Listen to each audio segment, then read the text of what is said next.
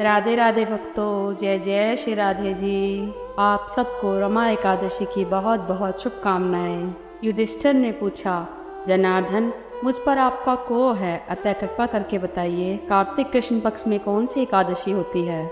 भगवान श्री कृष्ण बोले, राजन, कार्तिक के कृष्ण पक्ष में जो परम कल्याणमयी एकादशी होती है वह रमा नाम से विख्यात है।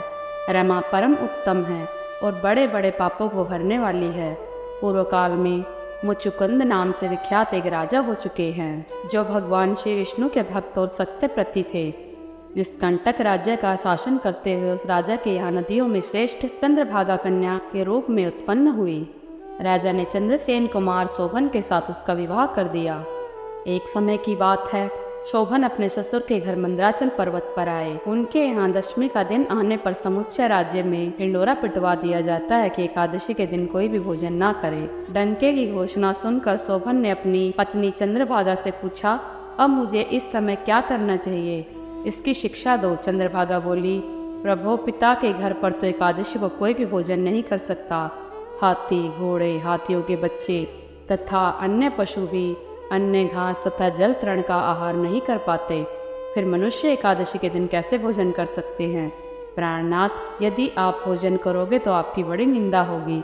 इस प्रकार मन में विचार करके अपने चित्त को दृढ़ कीजिए। शोभन ने कहा, प्रिय, तुम्हारा कहना सत्य है, मैं भी आज उपवास करूँगा। देव का जैसा विधान है वैसा ही होगा। भगवान श्री कृष्ण कहते हैं, इस प्रकार दृढ़ निश्चय करके शोभन ने व्रत का नियम का पालन किया। भूख प्यास से उनके शरीर में पीड़ा होने लगी, अतः वे बहुत दुखी हुए। भूख की चिंता में पड़े पड़े सूर्यास्त हो गया।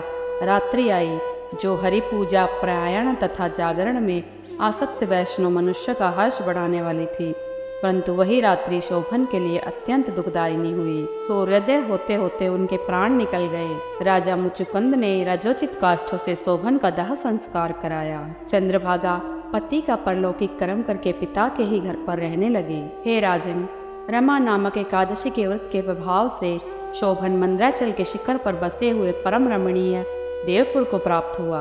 वहाँ शोभन राज करने लगा। राजा मुचुकुंद के नगर में सोम शर्मा नाम से विख्यात एक ब्राह्मण रहते थे।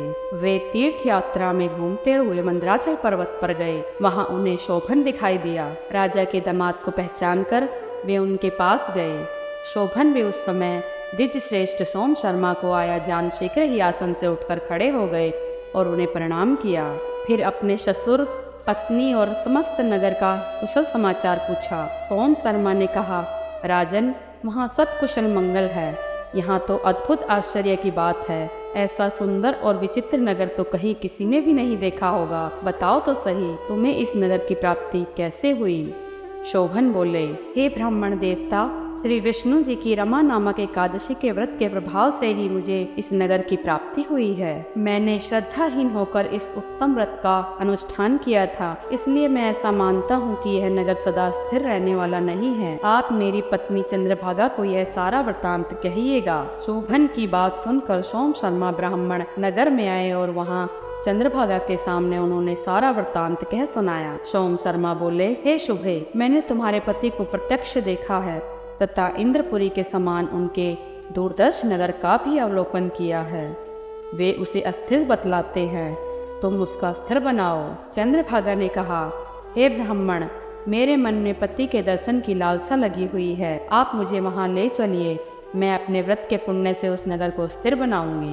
भगवान श्री कृष्ण कहते हैं, राजन, चंद्रभागा की बात सुनकर सोम शर्मा उसे साथ लेकर मंदराचल पर्वत के निकट वामदेव मुनि के आश्रम पर गए। वहाँ ऋषि के मंत्र को शक्ति तथा एकादशी सेवन के प्रभाव से चंद्रभागा का शरीर दिव्य हो गया तथा उसने दिव्य गति प्राप्त कर ली। इसके बाद वह पति के समीप गई। उस समय उसके नेत्र हर्षोल्लास से खिल रहे थे। अपनी प्रिय पत्नी को आई देख शोभन को भी बड़ी प्रसन्नता हुई। उन्होंने उसे बुलाकर अपने वाम अंग के सिंहासन पर बैठाया। उसके बाद चंद्रभागा ने कहा, हे नाथ, मैं आपको एक बात बताती हूँ, सुनिए।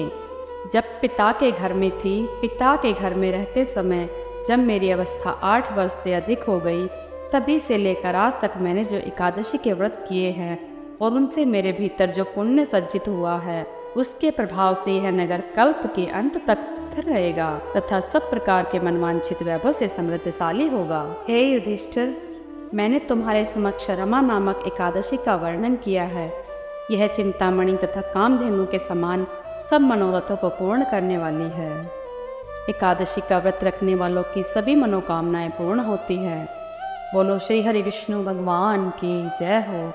एकादशी महारानी की जय हो।